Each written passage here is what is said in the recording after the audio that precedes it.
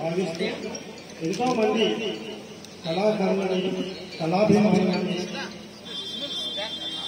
పొందడం జరిగింది. మరి అదే రకంగా వారి బాల్య వ్యవస్థ నుంచి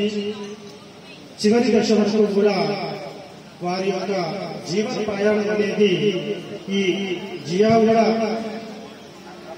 ప్రాంతంలోనే జరగడం అనేది వారు చేసుకున్నటువంటి పుణ్య కార్యక్రమము. ప్లస్ ఈ బస్తీవాసులకు అలాంటి వ్యక్తి ఉండడం కూడా మనందరి అదృష్టంగా భావిస్తూ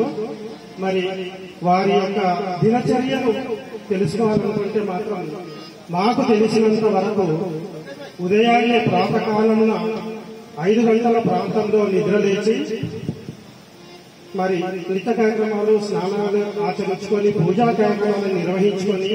6 గంటల సమయంలో మరి వారు వాటికు వారి సహోదరులతో మరి చిన్ననాటి మిత్రులతో